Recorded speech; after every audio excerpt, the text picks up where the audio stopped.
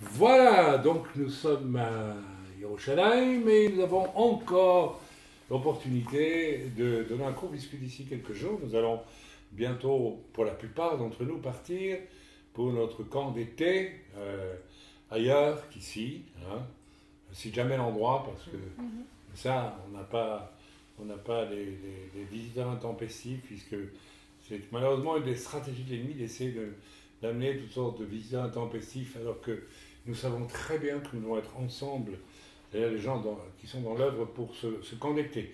Bien, alors aujourd'hui, c'est le cours numéro 8, 9 me dit Myriam. Elle compte bien, hein? Déjà le 9e cours, on avance. Hein.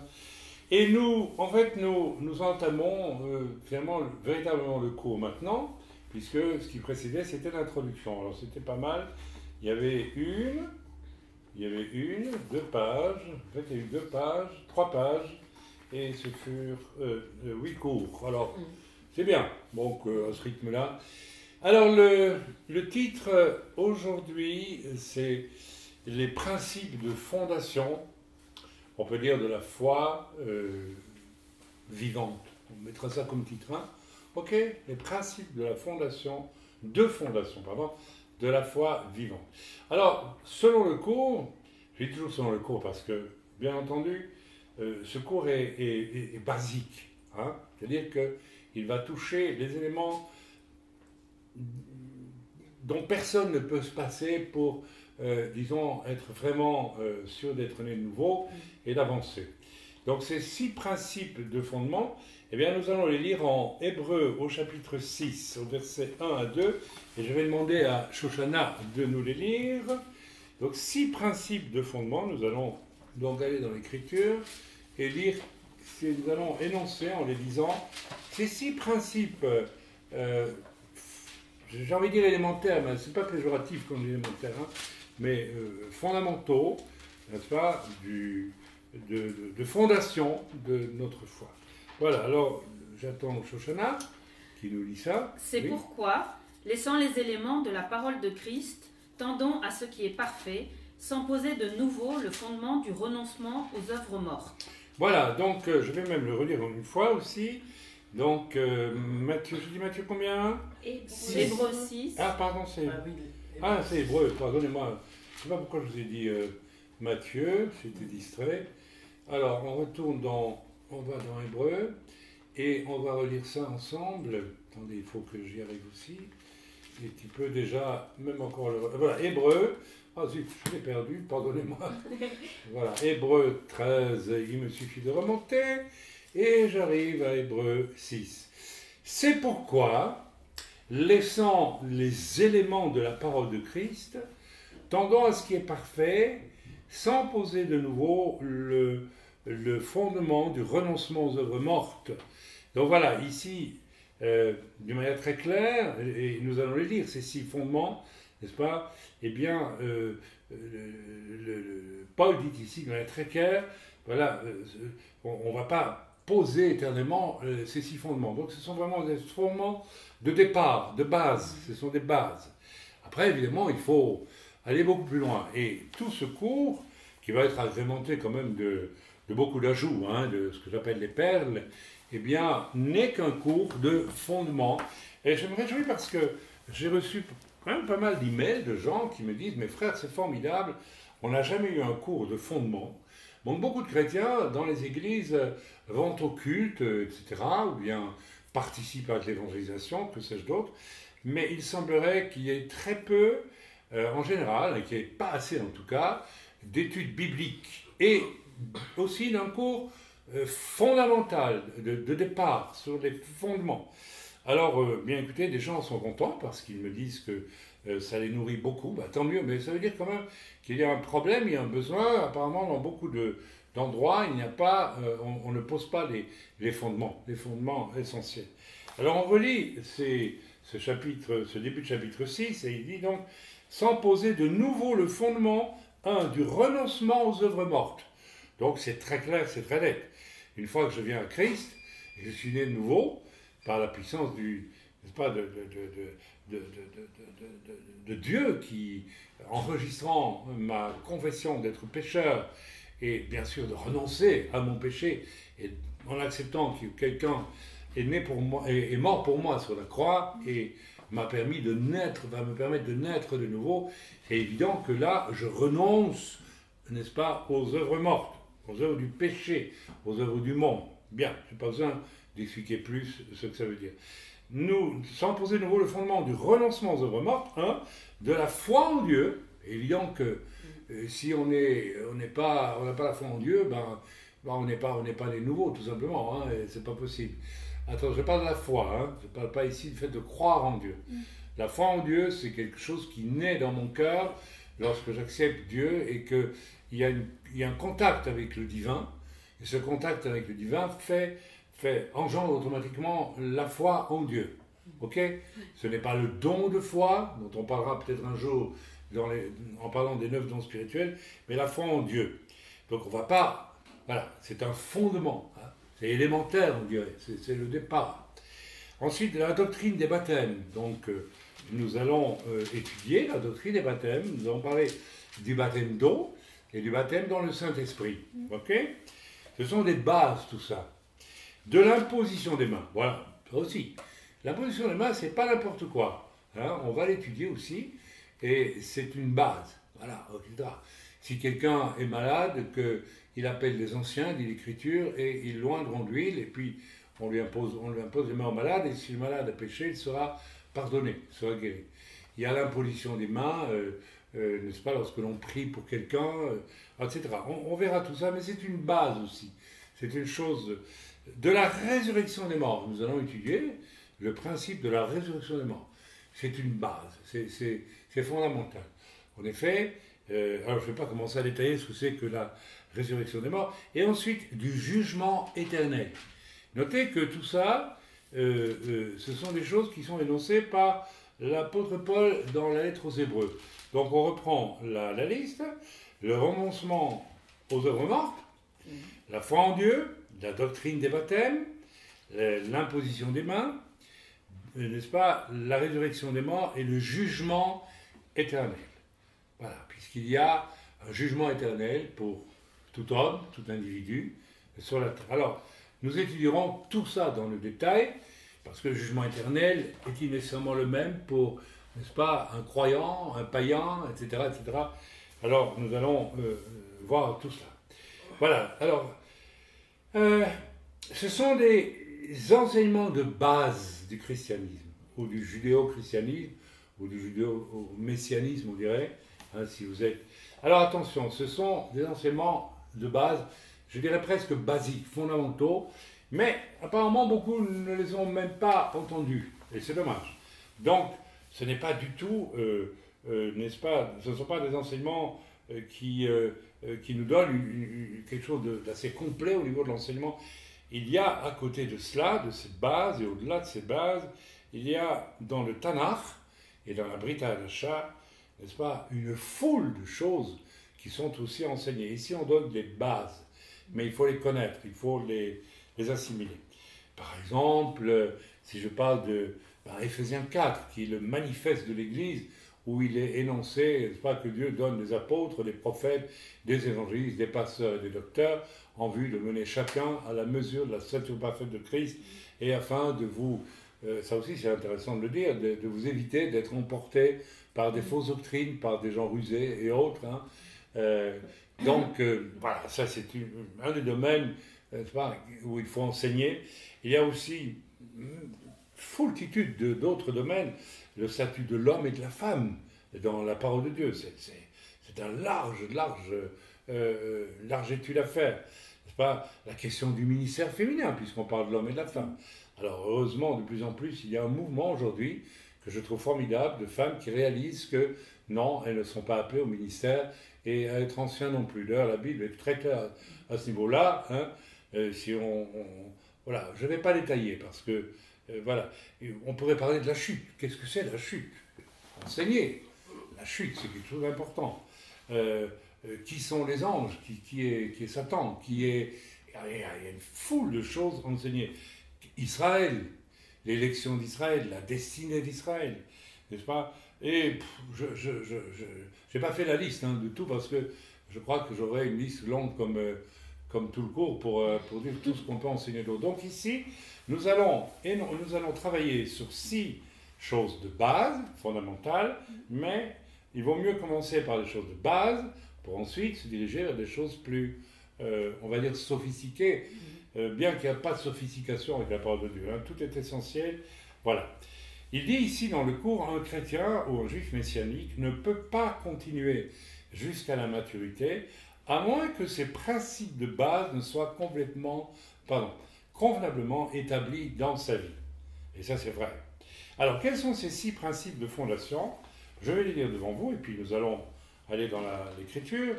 La repentance des actes qui mènent à la mort, le renoncement aux œuvres mortes. C'est très très important, ça s'appelle le péché. Le péché conduit à la mort. L'Écriture nous le montre. J'essaie d'avoir un verset qui me vienne à l'esprit. N'est-ce pas? Oui, l'Écriture parle du péché qui mène à la mort. Amen. Et de toute façon, le péché en soi mène à la mort. Okay? Le premier péché a été, n'est-ce pas, lequel? Hein? Plus fort parce que ça doit être enregistré. Voilà. À quel endroit? Au jardin d'Éden. Au jardin. S'il vous plaît, vous parlez fort, autrement, ça ne sera pas enregistré. Amen. Donc, voilà, il faut renoncer à cela. Et ça peut aller très très loin. On pourrait creuser beaucoup la question du renoncement aux œuvres mortes qui sont... Les œuvres mortes sont les fruits d'un mensonge. Toujours. Amen. Quand nous ne connaissons pas le Seigneur, nous vivons dans toutes sortes de mensonges en réalité. Nous faisons des choses que la loi de Dieu réprime, mais nous avons toutes sortes d'excuses pour les faire, ou toutes sortes de philosophies, ou toutes sortes de manières d'être qui font que nous les faisons quand même.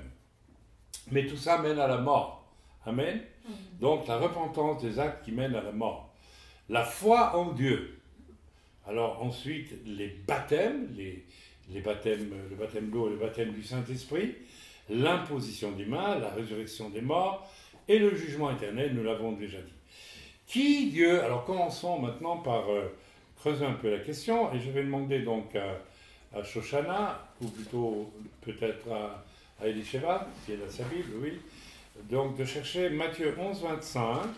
Je demanderai à Loïs de chercher le psaume 25, verset 9. Et ensuite, je demanderai à Myriam de lire Marc 10, versets 13 à 15, pas seulement le verset 15. Et puis je demanderai ensuite à Sarah de lire Matthieu 4, 4. Amen. Bien. Alors, première question, qui Dieu enseigne-t-il? Puisque vous allez être enseigné, il faut d'abord savoir qui Dieu peut et veut enseigner.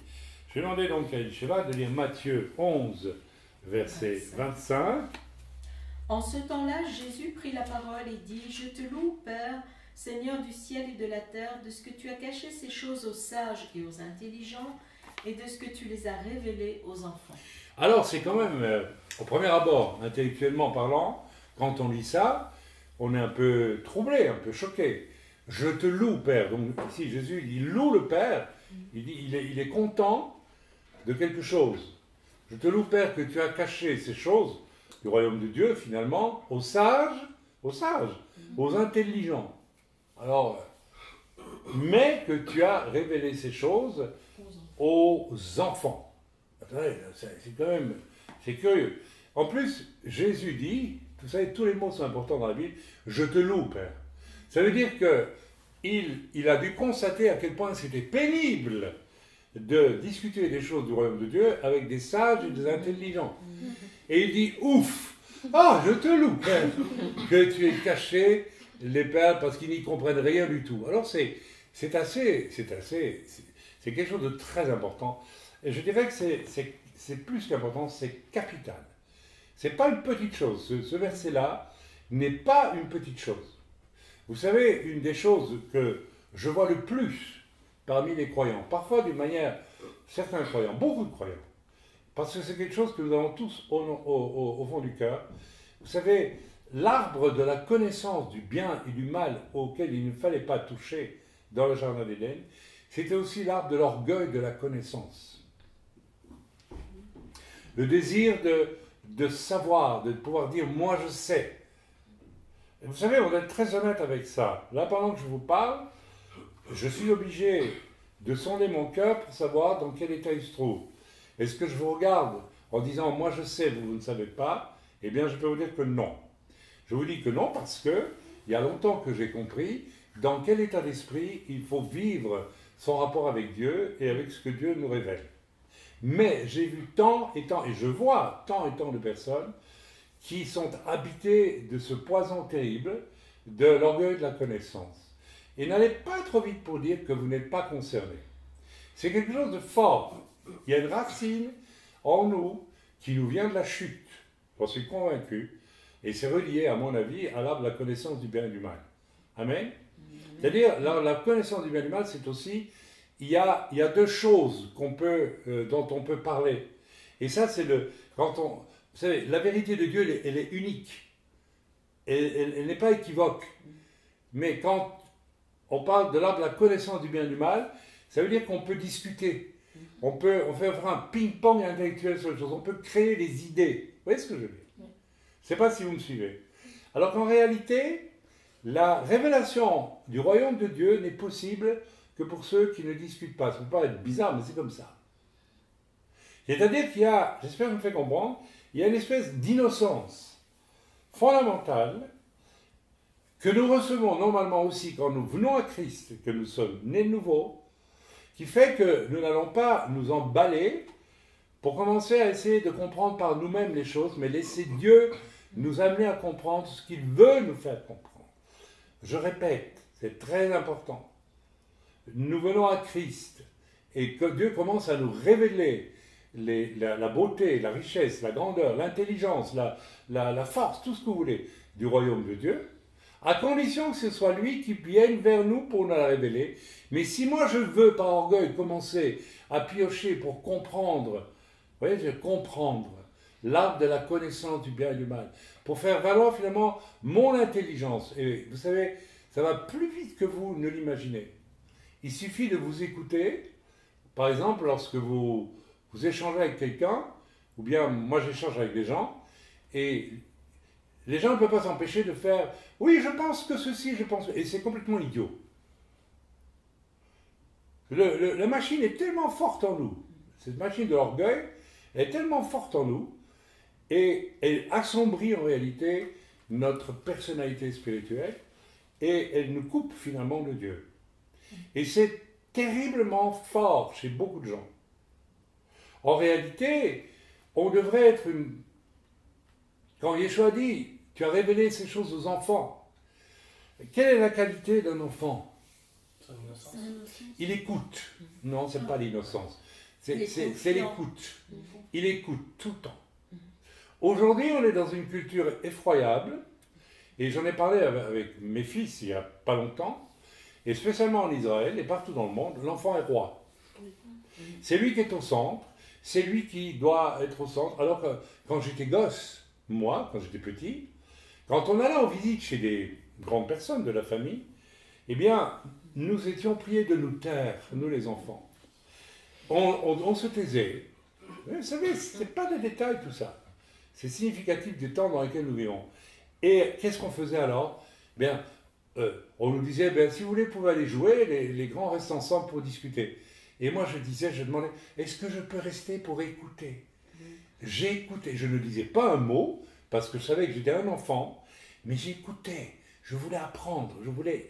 Maintenant, les enfants, on voit ça avec les enfants. Quand les enfants maintenant sont à table avec les enfants, les parents, si deux personnes adultes parlent ensemble, vous avez l'enfant qui vous jette même une assiette devant tout le monde pour dire hey, « c'est moi le centre hein. ». Eh oui. L'enfant est déjà empoisonné. C'est pas rigolo ce truc-là. Il est déjà conscient qu'il a une grande valeur, valeur. Les enfants maintenant, très tôt, goûtent à l'arbre de la connaissance du bien et du mal. Il faut qu'on m'écoute. J'ai mes idées, j'ai mes désirs. Ça va loin. Il est grand temps de renverser de nouvelles vapeurs, à tel point que j'ai dit, même à mes fils, pourtant ils vivent bien aux enfants, je dis, quand vous venez maintenant, on va d'abord parler entre adultes, avant d'étaler les jouets, et puis tout le monde est autour des enfants, et l'enfant est roi. On va rétablir le système de l'enfant qui écoute, et non pas de l'enfant vers qui tout le monde écoute. On est en train de détruire les enfants, et on est dans une civilisation qui ne veut plus entendre Dieu du tout. Une civilisation qui est saturée d'intelligence humaine, médiocre d'ailleurs, et donc c'est important de réfléchir à tout ça parce que c'est plus profond et plus grave et plus sérieux qu'on ne l'imagine. Amen. Donc voilà. Je vais aller voir dans mes notes quand même, hein, parce que j'ai lu dans Matthieu 11, verset 25. Voilà, donc je vous donne un exemple brutal de ce qu'est... Il y a une confrontation entre celui qui a un cœur d'enfant. Attention, enfant, ça ne signifie pas bébête, gaga, j'ai pas dit ça, ou débile. C'est enfant, c'est un être qui écoute, ok, et qui ne construit pas de lui-même des choses. Et l'enfant, fondamentalement, il est fait pour ça. C'est pour ça qu'il faut faire attention à ce que vous dites à un enfant aussi. Je me rappellerai toujours, lorsque j'étais tout petit, avec mon papa, on s'est promené un jour en Allemagne, dans la ville où nous habitions, et mon père était encore habillé en uniforme de l'armée belge, je me rappelle, et nous sommes passés devant un magasin de jouets, alors évidemment pour les enfants, et moi j'ai toujours été attiré par les bateaux, j'aime les bateaux.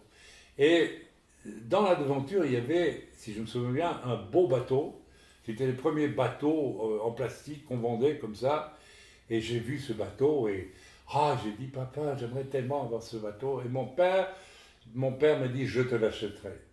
Mes amis, mon père a oublié, ou mon père n'a pas pu me l'acheter, je ne sais pas, je ne lui en veux pas du tout. Mais jusqu'à aujourd'hui, j'attends mon bateau. J'avais un cœur d'enfant, et ce que vous mettez dans un cœur d'enfant, alors vous savez, c'est une belle image de ce que nous devons être devant Dieu. Nous devons être comme ça devant Dieu. Nous devons être absolument vierges de toute spéculation, de toutes sortes, même quand nous sommes croyants depuis 20 ans, 30 ans, 40 ans, 50 ans, 100 ans si vous voulez. Nous devons recommencer tous les jours notre relation avec Dieu comme si nous étions des enfants. Nous devons lire l'Écriture avec ce cœur vierge. J'insiste là-dessus. Et je voudrais vraiment que vous preniez très attention à ça. Ça ne veut pas dire pour ça que vous ne devez pas étudier la parole, que vous ne devez pas... Bref, mais je connais tant de gens qui perdent la piste de cette innocence et qui, sans s'en rendre compte, se prennent au sérieux parce qu'ils croient connaître. C'est le très mauvais chemin. C'était le chemin des pharisiens, c'est le chemin de tout ce qui est religieux dans le monde chrétien. Je ne parle pas ici de ceux qui sont des enfants de Dieu. D'ailleurs, on dit des enfants de Dieu. Je parle du monde religieux. Le monde religieux, il va construire, il va vraiment développer sa sagesse et son intelligence à lui. Et il va enfermer les gens dans la mort, et ils ne s'en rendent même pas compte. On peut enseigner la Bible et enfermer les gens dans la mort.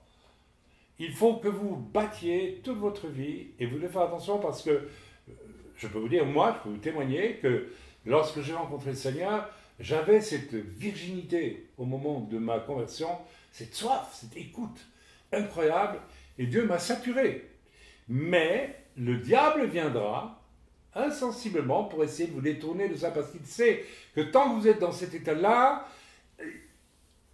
Dieu s'occupe de vous, et Dieu vous sature de choses du royaume de Dieu.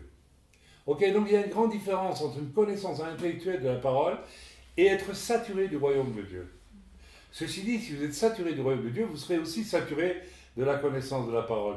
Mais une parole vivante, une parole vive, une parole divine, non pas seulement une parole... On peut lire la Bible en lisant une parole d'homme, avec sa tête, mais on doit lire la Bible avec une parole vivante qui vient de Dieu. Ok, j'ai essayé de vous faire comprendre.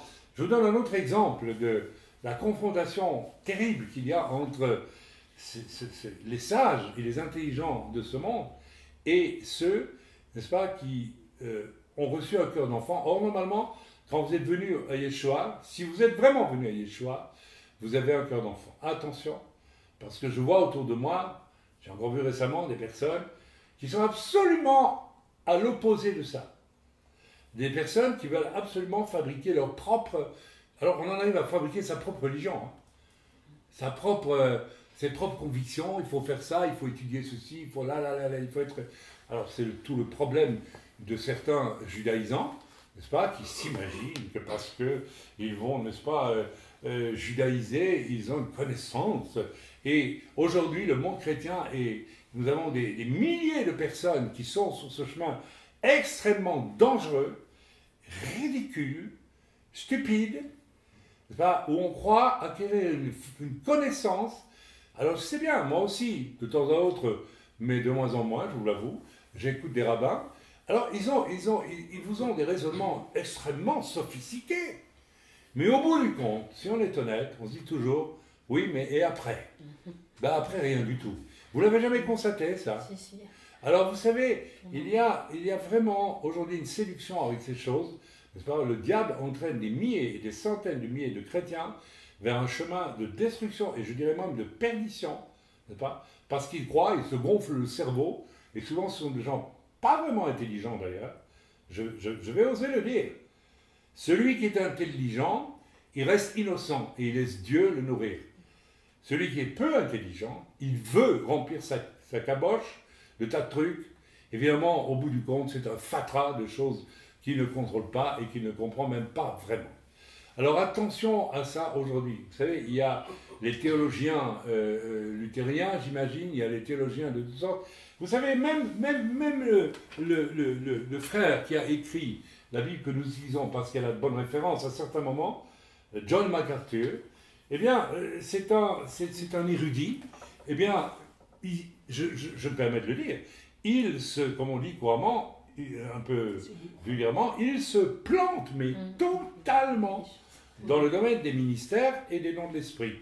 Il est à côté de la plaque parce qu'il a été formaté dans un milieu, on lui a dit, voilà, c'est comme ça, les dons de l'esprit, c'est fini, les miracles, c'est fini, les 5 ministères, c'est fini, il n'y a plus que pasteur, à peu près.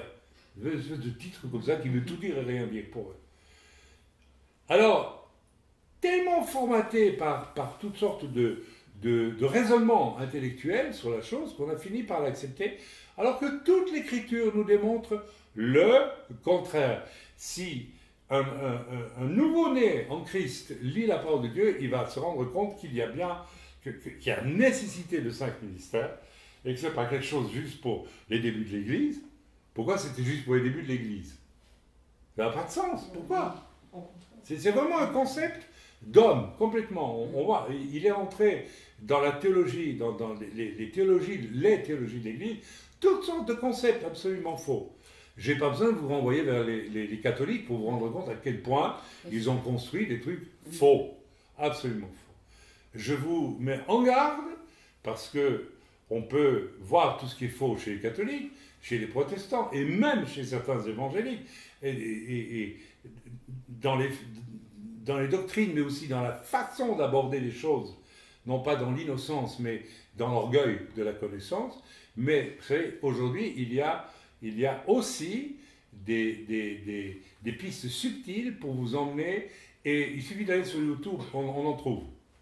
Hein, donc des enseignements dont on sent à un moment donné qu'ils ont pour but de vous rendre, de faire de vous quelqu'un qui connaît des choses éventuellement que les autres ne connaissent pas. Vous savez? Là, pour le moment, je suis en train d'écouter un message d'un homme qui prêche, il appelle ça l'évangile d'Enoch. Eh bien, à un moment donné, on se rend compte qu'il y a quelque chose qui ne va pas. Il y a quelque chose qui ne va pas parce que ce n'est pas utile. Il y a 4 évangiles. Alors, on se rend compte que le livre d'Enoch, en plus, c'est un livre mystique qui a été retravaillé par les chrétiens éthiopiens qui sont éloignés de très loin de l'innocence de leur foi dès le début. Voilà, donc, je vous donne encore un exemple pour vous montrer à quel point il y a une opposition, il y a un conflit majeur entre tout ce qui relève de la connaissance humaine et qui relève de l'orgueil, au fond, et qui tire, au fond, sa dynamique, son poison. Vous me suivez dans ce que je raconte? Oui. De l'arbre de la connaissance du bien et du mal. Et je crois qu'une des guérisons profondes que Dieu nous accorde quand nous venons à lui, nous échappons à cet arbre de la connaissance du bien et du mal, nous redevenons vierges, quelqu'un se convertit est vierge dans son cœur, dans ses pensées, et Dieu peut commencer à construire son royaume, peut commencer à lui parler à lui. Je vous donne un exemple formidable. Lorsque, un peu avant ma conversion, et même au moment de ma conversion, je travaillais comme comédien et dans un théâtre qu'on disait en Belgique subventionné. Pourquoi? Parce que c'était un des théâtres bien en vue dans la recherche théâtrale. Le metteur en scène, le directeur de théâtre était un peu la vedette du théâtre de pointe, de recherche en Belgique à l'époque.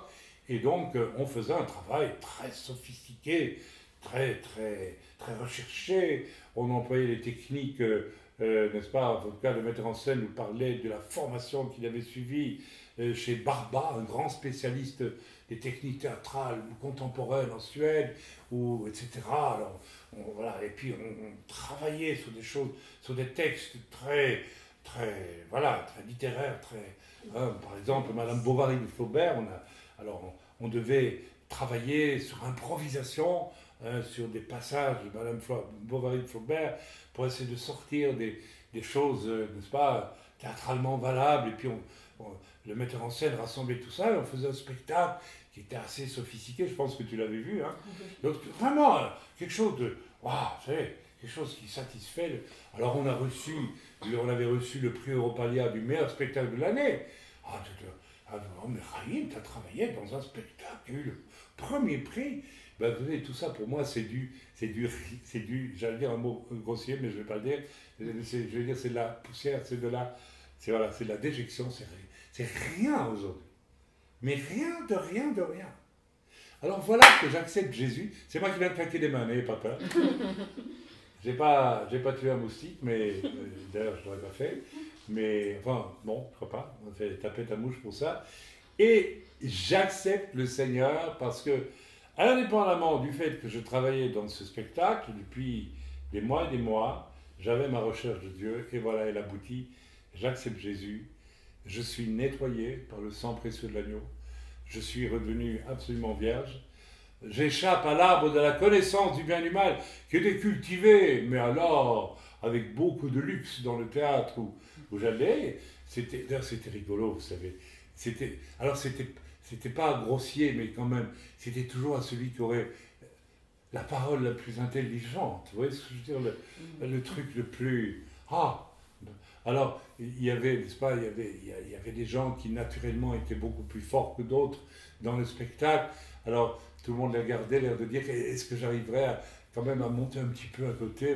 Il y avait tout ça dans les têtes, ça se voyait. Et puis évidemment, le metteur en scène, le directeur était un peu comme le Bouddha qui trône sur son... J'exagère un petit peu, mais qui est autosatisfait parce que tout le monde regardait. Oh, qu'il est intelligent, le metteur en scène.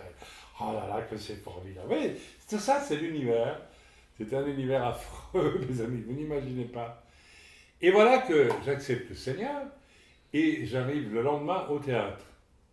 Et je rentre dans le théâtre et une des actrices vient vers moi, c'était en fait la compagne, pour ne pas dire la maîtresse, du metteur en scène. Et elle était petite de taille, alors elle était un peu complexée. Donc elle faisait tout pour faire... Elle aurait tellement aimé être brillante intellectuelle. Par la suite, elle est devenue écrivaine, ou écrivain. Bon, on dit écrivain. Et j'ai écouté une longue émission, 20 ans après, où elle était interviewée à la radio avec ses idées. C'était vraiment... Elle était toujours dans son trip de vouloir être reconnue comme romancière, très intelligente. Vous voyez ce que je veux dire? Et voilà qu'elle vient à ma rencontre, et elle me regarde et me dit, mais qu'est-ce que tu as aujourd'hui? Elle me dit, tu es beau, qu'elle me dit. Tu rayonnes de quelque chose. Donc là, elle a vu juste. Là, je venais d'être sauvé. Je dis, oui, j'ai accepté Jésus. Elle a tourné les talons, elle est allée vers le metteur en scène, elle a dit, Michel, il est devenu fou, il est devenu chrétien. Tout le monde m'est tombé dessus, mais c'était les hurlements. C'était la confrontation entre les amateurs de l'art, la connaissance du bien et du mal, et celui qui était devenu innocent. J'étais en train de les gifler en réalité. Je les giflais, mais totalement. Parce que eux construisaient toute leur vie sur des recherches, des lectures, des machins, des colloques, des symposiums, voilà, etc. Moi, en une fois, je dis, c'est fini tout ça. J'ai rencontré Jésus. Ça me suffit. Alors là, il y a le clash absolu. Et j'ai passé une journée très intéressante parce que j'étais tellement comme un enfant innocent, et j'étais tellement sur mon nuage, quelque part, c'est pas sur mon nuage, mais n'est-ce pas, qu'on est allé en ville, je ne sais plus pourquoi, on est arrivé sur la grande place de Bruxelles, et il y a un immense crucifix sur la place de Bruxelles, et je vois encore le directeur du théâtre qui, alors il criait fort, hein, ça devait s'entendre sur toute la grande place, je ne sais pas, « C'est ça que tu adores, ton Dieu ah !» Et moi j'étais genre content, tranquille, il aurait pu me tuer ce jour-là, j'étais content. Vous voyez le conflit entre l'orgueil de l'intelligence, qui ne sert à rien du tout, et ça, évidemment, si vous le dites à des gens du monde, ils ne vont pas vous croire, ils vont dire, mais non, c'est pas, il faut être intelligent pour étudier, pour aller à l'école, etc.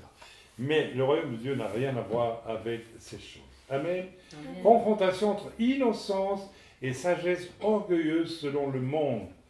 Voilà, seuls les innocents, entre guillemets, hein, pas, seuls les innocents ont accès au trésor de Dieu, et c'est ce qui provoque toujours la fureur des autres, car ceux-là, ils ne peuvent le connaître ni le contrôler. La raison majeure pour laquelle ceux qui étaient mes amis jusque-là, au théâtre, ont été dans une telle fureur, un tel mépris, une colère, ils étaient en colère, hein, c'est qu'ils étaient devant quelque chose qu'ils ne pouvaient pas contrôler. Or pour eux, leur pensée, c'est « je dois toujours essayer de contrôler les choses par ma connaissance ». Vous voyez l'arbre de la connaissance du bien et du mal. Il faut discuter. Tel enseigne ceci, mais moi je vais...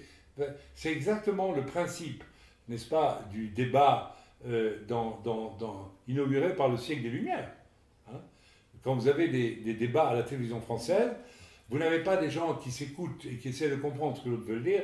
Non, il faut toujours que je vienne avec une autre idée, parce que, voilà, ça c'est typique de l'arbre de la connaissance, c'est le poison de l'arbre de la connaissance du bien et du mal. On va discuter, et on n'écoute même pas l'autre. Alors comment va-t-on entendre Dieu si on est dans cette démarche-là? On ne pourra jamais l'entendre. Ce que j'ai voulu dire ici, c'est que je ne dis pas que les chrétiens et les juifs messianiques authentiques sont des idiots débiles, quand on dit enfants, mais les gens qui n'appartiennent pas au monde des vrais croyants, des nouveaux, ne peuvent pas avoir accès au royaume de Dieu. Yeshua a dit, je te loue, Père, que tu aies caché ces choses, n'est-ce pas, aux sages. Donc Dieu lui-même ne permettra pas aux gens du monde, qui ne sont pas les nouveaux, de comprendre les trésors du royaume de Dieu. Et ça, c'est extrêmement important. Donc, voilà, on va peut-être lire encore un petit peu. Ok. Bon, je vous donne encore un témoignage qui est intéressant. Hein. Je rappellerai toujours, quand nous évangélisions à Embrun, il y a des années, je l'ai déjà raconté 100 fois, mais je trouve que l'anecdote est merveilleuse. Et on était dans la rue en train de prêcher, et les gens beaucoup passaient sans même écouter, ou bien disaient, bon, ben, tout ça c'est des bêtises, ça ne nous intéresse pas. Et il y avait en face de nous, de l'autre côté de la rue, deux messieurs, alors ce que j'appelle des Français typiques, Français moyens typiques. Je ne sais pas comment on décrit un Français moyen typique, mais ils ont des pantalons en velours, ils ont des drôles de trucs un peu gris comme ça sur eux, ils ont les mêmes lunettes noires, enfin des lunettes, voilà, va voir. Et puis ils ont une tête typique du Français, qui croit évidemment qu'il a ses convictions, hein, qui sait ce qu'il croit, qu'il pense. Voilà, moi je pense ceci, je pense ça, etc. Et j'ai étudié ceci et cela. Et ces deux messieurs nous regardaient en souriant, un peu condescendant, un petit peu. Oui, bon, ben c'est deux innocents. On devinait tellement le poison de l'arbre de la connaissance du bien et du mal chez ces hommes. Et à un moment donné, le Seigneur m'a dit, bon, tu vas vers eux, après 20 minutes à peu près, hein, et alors je leur parle de Dieu, ils me disent, ils m'interrompent tout de suite, et ils me donnent les 1000 raisons de croire que Dieu n'existe pas, hein, parce que, voyez-vous, si Dieu existait, et pendant 20 minutes, au moins 20 minutes, ils me parlent de la non-existence de Dieu. Et ça me dit, tu les écoutes et tu attends. Et comme un innocent, vraiment un innocent, j'ai rien dit, j'ai pas discuté avec eux, parce que ça valait pas la peine de discuter, de toute façon c'était inutile. Vous savez, ça c'est une chose très importante. Si vous voulez discuter avec les gens qui ne croient pas en Dieu et qui vont donner des arguments de la non-existence de Dieu, vous allez aussi tomber dans le régime de l'arbre de la connaissance du bien et du mal. Vous allez vouloir prouver que Dieu existe, et vous êtes dans le schéma de la discussion qui n'en finit pas. Ce qu'il faut, c'est les laisser parler, et à un moment donné, si Dieu vous en donne la capacité, il vous la donnera, va jaillir quelque chose de votre cœur innocent qui va les mettre par terre. Alors qu'est-ce que j'ai fait? Vous connaissez l'histoire. Après 20 minutes, ils étaient à bout d'arguments, ils m'ont regardé, et j'ai dit, eh bien, je vous pose une simple question. Comment faites-vous pour parler de quelqu'un qui n'existe pas pendant 20 minutes? Je vous assure que là, c'était un argument philosophique, on peut lire, mais qui venait du cœur de Dieu. Comment vous faites pour parler de moi pendant 20 minutes alors que je n'existe pas? Réponds, s'il te plaît. C'était vraiment Dieu les a pointé du doigt sur la poitrine. Ils se sont tus. Il y en a un qui s'est mis à pleurer. Là, il a retrouvé, Dieu a balayé en un instant tous ses raisonnements et lui a montré qu'il était sot. C'est très important. Donc n'oubliez pas ça non plus. Quand vous témoignez, n'essayez pas nécessairement de discuter avec les gens, mais essayez, parce que vous allez rentrer dans la controverse. Et ça ne sert à rien. Ça ne sert à rien parce que les gens, ils n'attendent que ça. Et le diable, il n'attend que ça. Ah, discuter, ça, il aime bien. Le diable pourrait discuter jusqu'à la fin des temps. Il y a des théologiens pour ça. Mais ce que Dieu veut, c'est que vous puissiez laisser jaillir du fond de votre cœur quelque chose qui va balayer tout ça avec une sagesse infinie. Vous savez, cette parole de Dieu, quand je leur ai dit, je me suis rendu compte moi-même, oh là, je sens un truc qui va les moucher définitivement. Et il y en a un des deux, j'ai proposé une Bible, qui a pris une Bible, et ils sont partis avec la Bible. Donc c'est extrêmement important. Amen. Voilà la clé, mes amis, d'une vie réussie en Yeshua, n'est-ce pas? Ne jamais chercher, écoutez bien ce que je vous dis, à contrôler votre connaissance. C'est-à-dire à la faire vôtre. Je sais, je connais. Beaucoup de chrétiens, spécialement en francophonie d'ailleurs, n'est-ce pas, sont imprégnés de cet état d'esprit au point qu'ils vont, même quand ils vous posent des questions ou qu'ils veulent compléter ce que vous avez dit, alors que ce n'est pas nécessaire, ils prouvent par là qu'ils veulent faire savoir qu'ils ont de la connaissance. Vous devriez apprendre définitivement à ne jamais essayer de répondre à quelqu'un ou dans une discussion où vous écoutez un enseignement, hein, eh bien, recevez-le. Hein, par exemple, on peut prêcher sur un passage de la parole et mettre l'accent, Dieu peut mettre l'accent sur une partie de la vérité dans cette parole.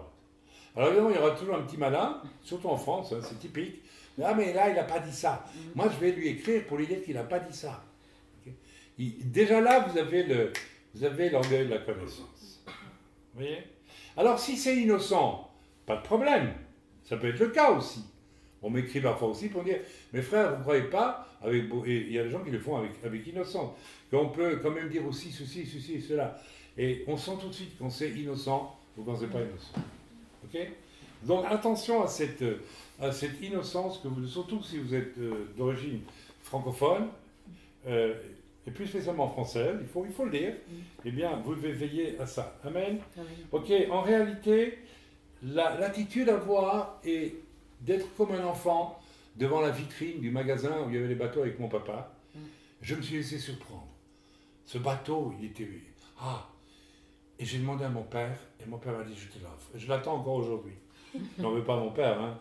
Mais voilà, c'est comme ça que nous devons être avec Dieu. Nous devons être dans cet état d'esprit, je ne sais rien, je ne connais rien en fait, mais je vais me laisser surprendre tous les jours. Et Dieu va me nourrir. Ok? Je crois qu'on a tous, n'est-ce pas, par exemple, le baptême du Saint-Esprit. Je me souviens, quand nous avons été baptisés du Saint-Esprit, écoutez, je n'ai pas cherché à être baptisé du Saint-Esprit. J'étais dans une réunion, et puis soudain, c'est tombé sur moi comme ça, je me suis mis à prier en langue. Pourquoi? Parce que j'avais un cœur ouvert. C'est une des raisons, je crois, je vais le dire aujourd'hui, parce que c'est important, pour laquelle beaucoup de gens ont très difficile d'avoir accès au baptême du Saint-Esprit, parce que, je ne sais pas si vous vous en rendez compte, mais on est dans une civilisation de moins en moins innocente. Il y a énorme... L'Écriture dit que la connaissance augmentera dans les temps de la fin. Mais ce n'est pas une bonne connaissance, sincèrement. C'est l'arbre de la connaissance du bien et du mal. C'est-à-dire, vous êtes saturé avec vos iPhones, vos iPads, vos trucs, vos Internet. Moi aussi, hein. On est saturé de tellement... Vous savez, régulièrement, mon ordinateur, quand il est allumé, je vais voir sur quoi? Les infos. Vous voyez, on veut savoir, on veut savoir, on veut savoir, on veut savoir. C'est vraiment un état d'esprit qui couvre tout aujourd'hui. Et toutes les technologies de pointe sont faites pour nous faire comprendre sans arrêt que presque de seconde après seconde, tu ne connais pas, tu dois apprendre quelque chose de nouveau, tu dois absolument connaître, tu dois absolument connaître, tu dois absolument connaître. Aujourd'hui, dans les nations occidentales, il faut qu'un jeune aille absolument à l'université, il faut qu'il apprenne. Okay. Et puis, on se retrouve avec le problème, c'est qu'il n'y a plus de gens pour faire de la plomberie ou pour faire des choses, charpentier ou que sais-je, ou bien tout ce que vous voulez, hein. Tout simplement parce que l'orgueil de la connaissance est devenu tellement, tellement important partout. Et le résultat, on le voit, eh bien, il semble qu'il y ait de plus en plus de difficultés, il me semble en tout cas, avoir des gens assez ouverts vis-à-vis de Dieu, assez innocents, que pour que Dieu puisse venir et les remplir, par exemple, du Saint-Esprit. Alors j'espère que ce n'est pas votre cas, mais voilà. Donc on va lire maintenant Marc chapitre 10, versets 13 à 15. Hein? Ah oui, le psaume, pardon, oui. Alors tu peux le lire, le psaume 25, verset 9. Il conduit les humbles dans la justice, il enseigne aux humbles sa voie. Voilà, il conduit les humbles, les innocents, d'accord? Quand on dit innocent, on se comprend, dans sa justice. Vous savez, un enfant qui écoute ses parents, il est humble. Moi, quand j'étais petit, j'étais humble, parce que j'estimais que c'était un privilège immense de rester à la table des adultes quand tous les autres enfants étaient allés jouer. Moi, je voulais rester, et je m'attachais à la table, et j'apprenais le moment où on me disait, allez, va jouer aussi. Oui, mais je ne peux pas rester pour écouter. J'aimerais bien écouter. Cette humilité, nous devons avoir cette humilité. Et je pense on pourrait presque s'arrêter là-dessus aujourd'hui. Est-ce que nous avons cette humilité? Vous savez, quand je vois certaines personnes aujourd'hui qui se disent enfants de Dieu, qui sont d'une arrogance et qui sont d'une bêtise finalement, parce qu'il n'y a rien de plus stupide que l'arrogance et d'un orgueil effrayant, alors je me dis comment on va arriver à ce que ces gens-là puissent être humbles tout simplement. Et ça veut dire qu'ils ne sont pas nés nouveaux, ils ne sont même pas sauvés pour la plupart. C'est clair et net. Mais attention, j'insiste sur quelque chose, et il y a le risque aussi, et ce n'est pas un risque, c'est une réalité, que pendant votre vie chrétienne, le diable, très subtilement, il est très intelligent, vous savez, veuille ajouter, n'est-ce pas, à votre innocence, qui est baignée par le Seigneur tous les jours, lorsque vous priez et vous lisez la Bible, veuille ajouter des choses. Moi, j'ai vu cette tentative de l'ennemi, n'est-ce pas, essayée par des biais très indirects, comme par exemple, est-ce qu'un chrétien peut écrire de la poésie? Alors moi, la poésie que je voulais écrire, c'était pas la poésie à l'eau de rose, hein. Je voulais écrire de la poésie comme avant. Et donc, j'ai vu à un moment donné, et j'ai même publié un recueil de poésie, je n'ai pas à m'en cacher puisqu'il existe, mais je me suis rendu compte à un moment donné que c'était une tentative. Alors je n'écrivais rien ni de mauvais, ni d'impur, ni de rien du tout. C'était même bien ce que j'écrivais, puisque je parlais de la lumière, je parlais de choses, n'est-ce pas? Mais il y avait là déjà une tentative de l'ennemi d'amener via mon intellect, via mon imaginaire, quelque chose en plus. C'est subtil, hein? Alors, ça va très vite. Donc, nous aurons tous à connaître cette tentation d'amener quelque chose qui a l'air bon, qui est peut-être même bon, mais qui n'est pas utile. Comme le dit l'apôtre Paul, je juge tout, mais tout ne m'est pas utile. Hein? Donc attention à ça, de ce qui pourrait ramener dans notre esprit, dans notre virginité, quelque chose qui est de la spéculation qui, au fond, nous ramène à l'orgueil spirituel ou à l'orgueil de la connaissance. C'est sûr que quand on écrit de la poésie, est-ce qu'on écrit de la poésie parce qu'on veut écrire de la poésie ou parce on veut peut-être, je vais aller loin, hein, se dire, moi je ne suis pas comme les autres, j'écris de la poésie. Ah, c'est le problème de beaucoup d'artistes, hein, beaucoup d'écrivains. Beaucoup d'écrivains écrivent pourquoi? Parce qu'ils veulent que quelque chose reste d'eux après la mort. C'est-à-dire qu'ils ont peur d'être comme tout le monde. Est-ce que j'ai peur d'être comme tout le monde? Il y a un problème. Alors qu'en réalité, je suis moins que tout le monde. Puisque l'Écriture me dit de regarder tous ceux qui sont en bas de moi comme plus grands que moi. Comment on fait pour voir l'autre plus grand que soi? Reste humble. Comment je fais pour regarder Loïs plus grand que moi puisqu'il mesure 20 cm en moins que moi? Comment je fais pour regarder? Parce qu'immédiatement, on a notre idée de nous aussi. Bien, mes amis, à partir du moment où je reviens dessus, ça vaut la peine de parler de ça, hein, où je cherche à tout prix à ne pas laisser le diable ramener quoi que ce soit de l'arbre de la connaissance du bien et du mal et de la connaissance tout court dans ma vie, à partir de ce moment-là, et que je reste dans cet état d'innocence, je vais aussi être comme l'enfant qui a regardé le bateau dans la vitrine, je vais l'admirer. Et quand je vais voir quelqu'un en face de moi, je ne vais pas voir une personne qui a peut-être fait moins d'études que moi, ou qui est moins grande que moi, mais je vais l'admirer, je vais admirer la personne pour ce qu'elle est. Donc je ne me regarde plus du tout, mais j'admire la personne. Je vois une créature de Dieu, et je l'admire. Donc à ce moment-là, elle devient plus grande que moi. Vous me suivez ou pas? Oui. C'est pas si simple que ça. En fait, c'est très simple. Il suffit de faire.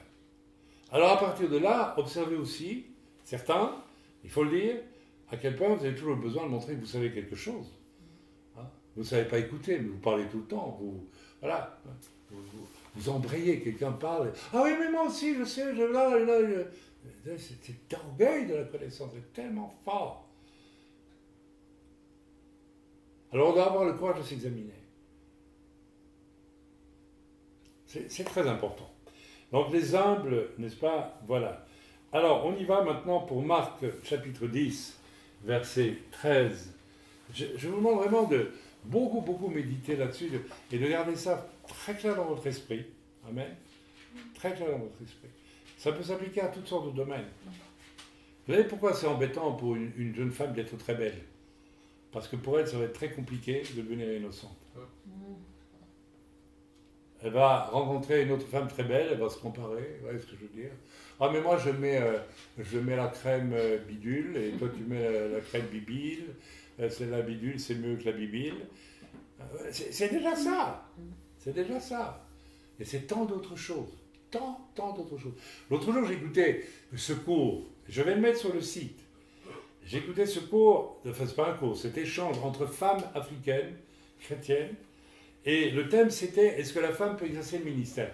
Alors, merveille des merveilles, il y a une femme plus âgée, sans doute d'origine belge, d'après son accent, qui a énoncé toutes les vérités bibliques qu'il faut énoncer, très bien. Mais je voyais que celle qui l'écoutait, beaucoup plus jeune, oui, c'est biblique, mais enfin, c'est dommage que ce soit biblique. Vous voyez, et alors je voyais aussi dans l'abondance de bijoux, il faut le dire, hein, l'abondance de maquillage, etc.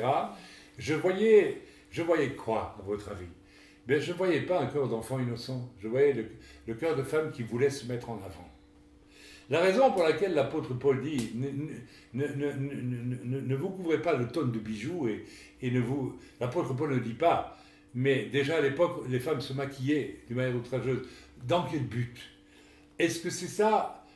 Est-ce que c'est nécessaire pour exister? En fait, on a besoin de ça pour se donner, pour dire je suis quelqu'un. Vous savez, je regardais ces trois jeunes femmes plus jeunes. Et je regardais l'une après l'autre dans leur manière de réagir, etc. Elles étaient encore fortement habitées par cet art de la connaissance du bien et du mal. Je dois exister, je ne suis pas comme les autres, je suis quelqu'un. Vous savez, c'est pas pour rien qu'au moment de l'adolescence, vous savez ce que c'est que l'adolescence, hein, je ne fais pas l'injure de dire ce que c'est. Donc, quand on quitte l'enfance et qu'on devient adolescent, on fait souvent, et c'est passé dans les mœurs, et on estime que c'est normal. La crise d'adolescence, on dit, c'est la crise d'adolescence. Il a une crise d'identité, il est insupportable parce qu'il se cherche. En fait, l'enfant quitte l'enfance et il va rentrer dans une période où le diable va tout faire pour faire de lui, je suis quelqu'un. Il va lui faire comprendre, regarde, tu vois, tes parents, ils t'estiment pas, et puis les parents, ils sont responsables de ça quelque part. Si on a 4 enfants et on en a un très intelligent, là on va dire, oh, regardez comme il est intelligent, lui, Jérôme, là, formidable, on est fiers, on est fiers. Oui, la connaissance du bien et du mal, ça va dans la vanité, l'orgueil du monde est là. Et les autres enfants à qui on ne dit pas, vous êtes intelligents, la crise d'adolescence, elle va naître là, vous savez. Ah, mais je suis quelqu'un aussi, moi je suis rien, je suis personne. Ah, mais dis, alors l'enfant, il va commencer à faire des tas de bêtises, hein, pour qu'on lui dise, tu es quelqu'un. Alors qu'il faudrait qu'il oublie qu'il est quelqu'un et qu'il naisse de nouveau lui aussi. Vous voyez, tout ça, c'est extrêmement lourd. Et il faut en avoir conscience. Ça va, je ne me suis pas alourdi trop là-dessus. Je pense que c'est un sujet très important. J'avais cru que je ferais un cours court aujourd'hui, mais ce ne sera pas un cours si court que ça. Alors, on va lire Marc, chapitre 10. Donc, je vais demander à qui? C'est toi qui dis? Vas-y, Marc, chapitre 10. Donc, je vais y aller avec toi parce qu'il y aura Marc, chapitre 10, verset, non pas 15 seulement, mais 13 à 15. Vas-y. On lui emmena des petits-enfants afin qu'il les touche. Mais les disciples prirent ceux qui les emmenaient. Yeshua, voyant cela, fut indigné et leur dit, « Laissez venir à moi les petits-enfants et ne les empêchez pas, car le royaume de Dieu est pour ceux qui leur ressemblent. Je vous le dis en vérité, quiconque ne recevra pas le royaume de Dieu, comme un petit enfant, n'y entrera point. » Alors, hein, Jésus est en train de dire, en quelques mots, bien meilleur que les miens, tout ce que je viens de dire. On peut le relire, Marc, donc, chapitre 10, versets 13 à 15. On le relit ensemble. On lui amena donc à Yeshua des petits enfants. Amen. Afin qu'il les touche. Mais les disciples reprirent ceux qui les amenaient. Yeshua, voyant cela, fut indigné. Et leur dit, laissez venir à moi les petits enfants, et ne les en empêchez pas, car le royaume de Dieu est pour ceux qui le ressemblent. Je suis convaincu que ces enfants qui sont approchés de Yeshua, innocents, j'espère qu'ils étaient encore tous, je crois, pendant les adolescents, ils ont été impactés par la personnalité divine de Yeshua de façon extraordinaire, alors que les bénés d'adultes que nous sommes, qui étaient là, voulaient les en priver en disant c'est une affaire de grand là, vous n'êtes pas assez intelligent là. Jésus a été indigné. Vous savez, imaginez la scène. Jésus indigné. Vous savez, Jésus indigné, c'est pas. On présente toujours Jésus comme une espèce de personne toujours toute douce, toujours toute gentille, mais indigné, il était indigné. Si je suis indigné, vous allez voir que je suis indigné. Hein, je bondis sur mon fauteuil, moi, quand je suis indigné. Amen. Et ça s'entend, hein. Amen. Indigné. C'est-à-dire, voilà, vous avez heurté la dignité des circonstances, vous avez rendu indigne. Et il va ajouter, alors, c'est dommage qu'on n'ait pas Jésus parmi nous pour être indigné quand nous disons, faisons des sottises qui mettent en valeur notre orgueil humain, mais parce que ça nous aiderait beaucoup. Je crois que beaucoup d'entre nous, n'est-ce pas, retourneraient à la case départ.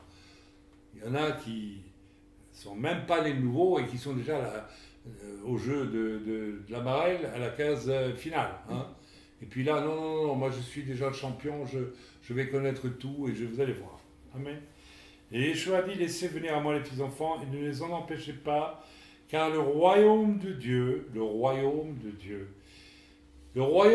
n'a rien à voir avec tout ce que l'homme peut comprendre, échafauder, imaginer. Ça n'a rien à voir, strictement rien à voir. Les deux choses sont séparées. Il faut que les gens qui sont dans le monde... Une des choses, moi, qui m'a conduit à rencontrer le Seigneur, c'est que je lisais énormément, je m'intéressais à de tas de choses, je vivais des tonnes d'expériences, j'ai fait toutes sortes de boulots différents, mais toujours, j'étais insatisfait. Et je vais vous dire la vérité. Quelle était la part de moi qui était insatisfaite? Je vais vous faire rire, hein? L'enfant innocent. L'enfant innocent en moi, il était insatisfait. L'enfant, et c'est peut-être ça qui m'a amené au salut, qui m'a aidé en tout cas au salut. L'enfant innocent en moi était insatisfait. Et c'est pour ça que je ne peux pas me contenter de tout ce qu'on m'apprenait. J'ai connu des gens qui, au nom de leur intellect, au nom de leur connaissance, au nom de leur facilité d'études, ont probablement perdu presque à la naissance leur âme d'enfant. Ils sont devenus des vieux avant de grandir. J'ai connu des gens comme ça. Ils sont morts. Ce sont des morts. Il n'y a plus rien. Il n'y a plus que ce que je vais construire par mes propres forces, par mon intellect, par mon intelligence, par ma volonté. J'ai connu des gens comme ça et j'en ai connu dans mon enfance. Ce sont des gens qui ne jouent jamais, des gens qui ne donnent jamais, qui ne partagent jamais rien, qui ne vivent pas avec les autres. Ils sont tellement